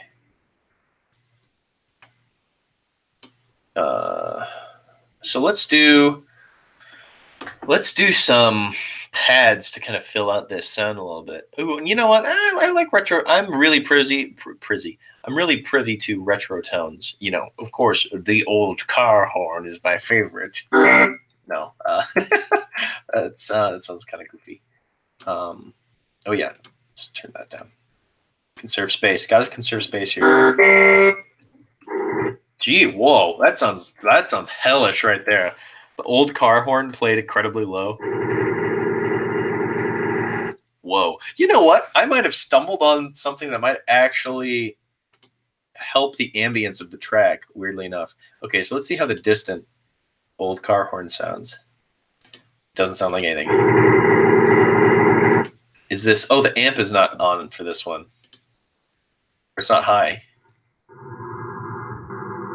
Oh, I like that. Oh, wow. I actually think that might fit the drone of this a little bit. I don't want it to be too... figured I'd try and sneak some audio. Nice dial-up modern tunage. Thanks, my man. Figured I'd try and sneak some audio. Thanks, my man. Aiming for Kino tunage, as always. I don't know. But I don't know how else to respond other than thank you. I'm doing my best. Yeah, this is a really weird sound. So what I'm gonna try to do to get this to be less like thick in the mix and more just kind of a present effect is this is one of my favorite filters to put on is the Valve Radio filter. Yeehaw! I gotta head home now, but might return for a bit. Oh, speaking of, I probably should head to the tech lab here in about an hour, so I might call this stream over in a little bit and come back to this track in a while too. But let me finish this effect here first before I take off. Yeehaw, yeehaw indeed, Pat.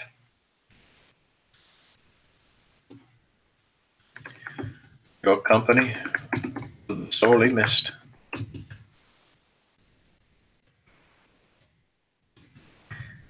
Make the most of the rest of work, my man. Okay. So yeah, the Valve Radio. I'm also going to turn the release on a lot.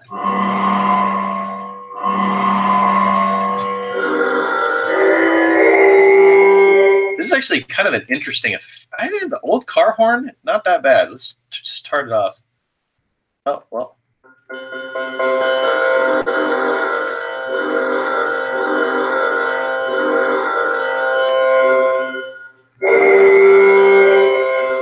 I like that though. Let's also have it start later. Doesn't last very long though, does it? So I'm going to turn the reverb on to kind of mask that so it appears as though it's lasting longer.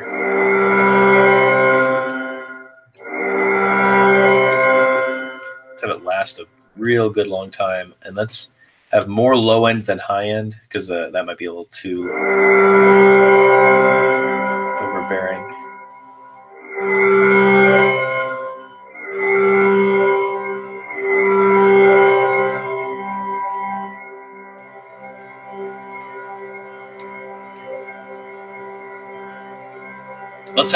Let's have a lot of high frequency though.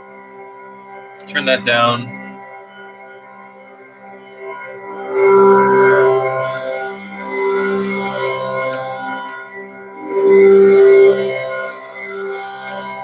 It sounds really ominous, doesn't it? I feel like I'm in an ancient Scandinavian horror film.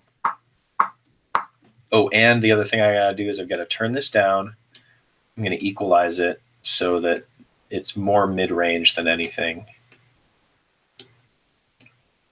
Turn down the high range a bit. Yeah, I was just playing around, but I think that doesn't sound too bad, actually. Ooh, I like that. I like that. Okay, so let's delay this 2 then, so I can play with this. And also, I know it would be great, but I gotta turn the freeze feature off. Time is pretty long, so that's good. Here we go.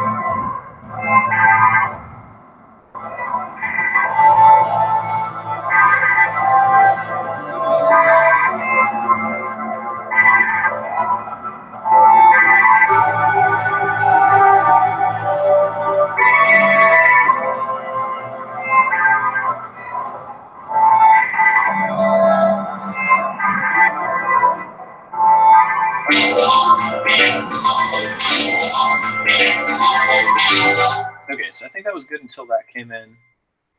I think I've got to have that filter in, actually. And then let's also quantize this. So yeah, no, it's on beat. I think I've got to do another copy of the car horn. I'm going to do it at a higher end, and I'm going to I'm going to lift it up in the mix a little bit more.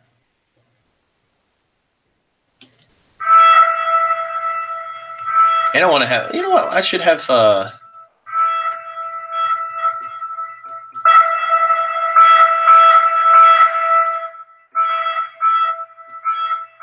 should delay it a little bit, I think.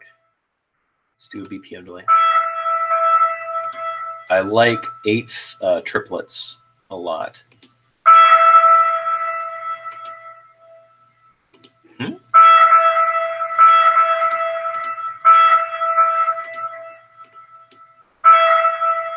That was a little too quick.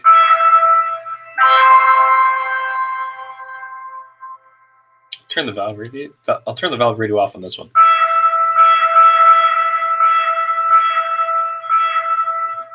Oh, you know what? You know what it is? It's not delaying as much as I want because I think I'm usually used to the 2 times.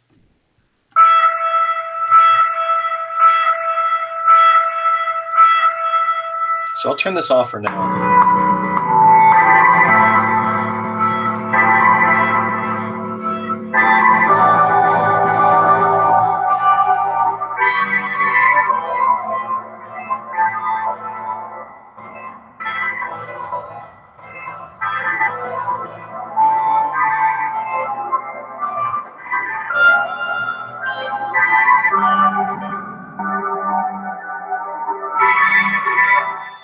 That's a little melody. I should tinker with this melody more later, but I'll leave it stand just for now.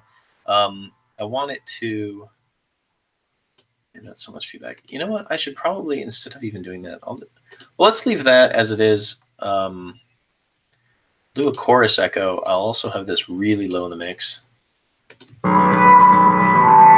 So this is going to chorus echo. Rate, feedback, delay. Yeah, I want it to do BPMs. Or I want it to fit in. Okay, yeah, so here we go. We're no delay, triple.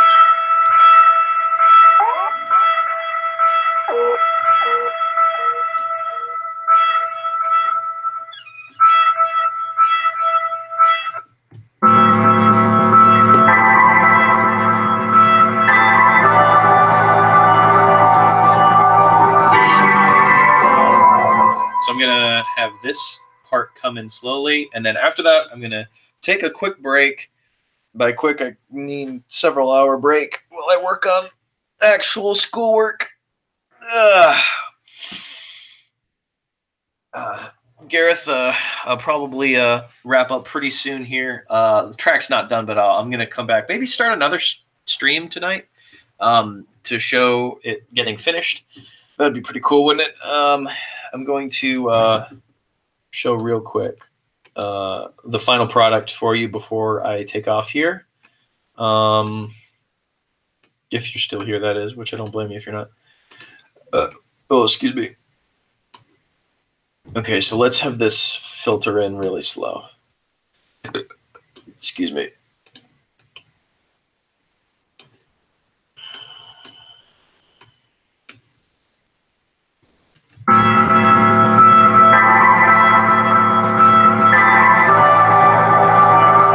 All right. Okay, so I think this might be the preferred version. So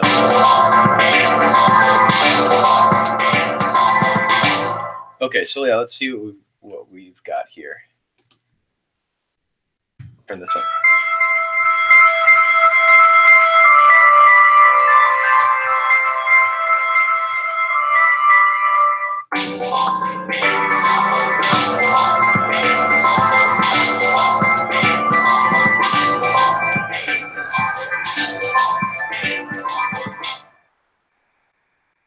Let's get a proper melody for this. So I'm gonna do like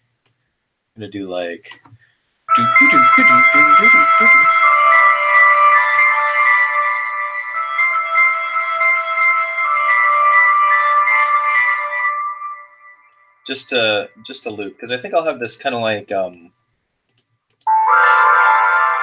little more freeform melody going into the main loop, and this will be the main loop, I think. But to get there, I'm going to kind of diddle around, make something a little somber, you know, a little melancholic. So I'll do.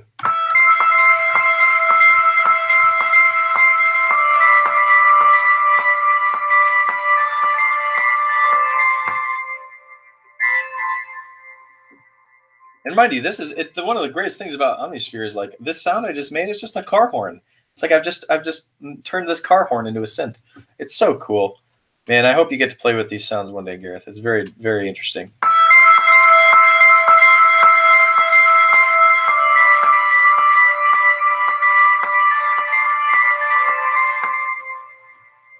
think at the end here I need to tinker with.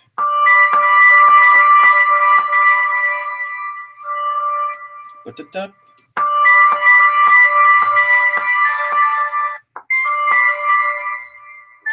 Da-da.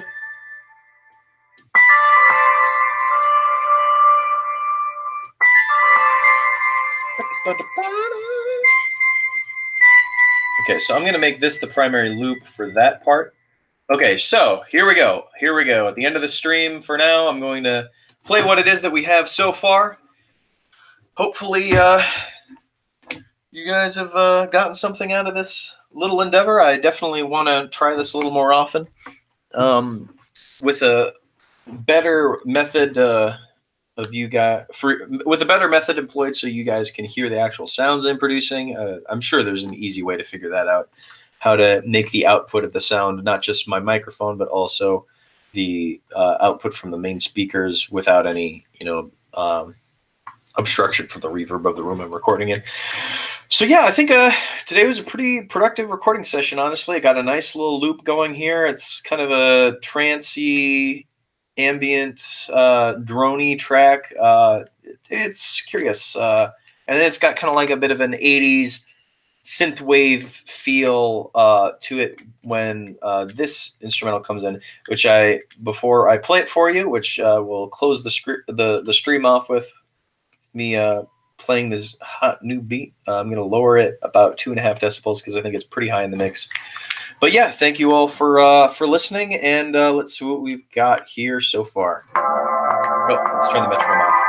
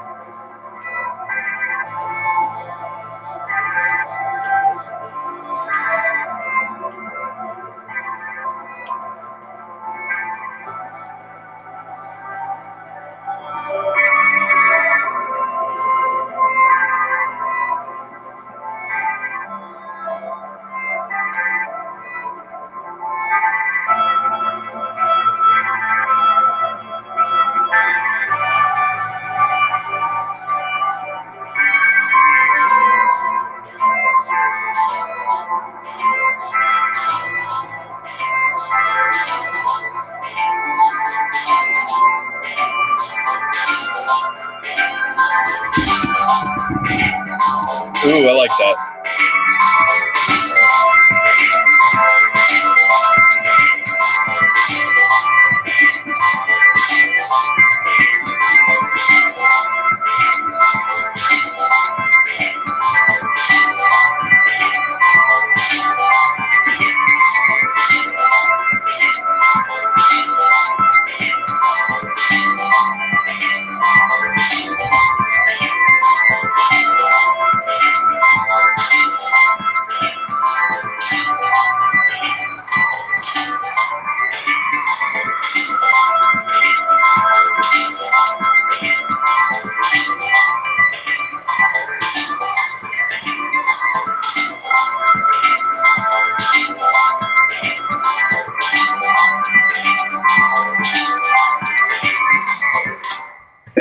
Sorry for the rhythmic mess up there. I was just kind of thinking I'll probably add on some some more hi-hats here in the second half of that. But yeah, okay. That has been today's recording session. Now, before I close things up, I have to save this. So what should we call it? Gareth, I know you said that the hardest part of making songs is naming them, but if you have any ideas, I'm all ears right now, my dude. I'm also probably going to export this into iTunes as... thanks, man. I appreciate that. Great to tune in today. I'm also probably going to export a little demo version of this so I can come back to it. So yeah, what do you think we should call this? Sorry to put you on the spot, my dude. But given part of the process is kind of getting feedback, I think it's only fair that you get to have some input and possibly affect what I call a track in the future. Oh, sorry, man. I'm so tired. I had work today. I'm getting kind of exhausted.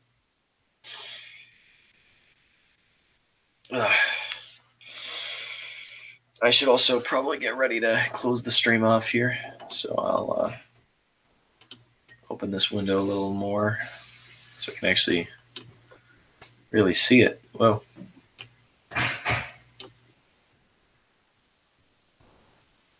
Okay. Oh, I can't get rid of that. Either deeper or sanctify, maybe. Okay. I like sanctify. I shall name it sanctify. All right. I know it's not like, it doesn't even need to be permanent or anything, but, just a save file. Okay. Thank you, Gareth. I'm going to wrap stuff up here. Probably going to close the stream right now. So thanks for tuning in, my dude. Very nice chatting with you. Very nice getting to record and have an audience for it.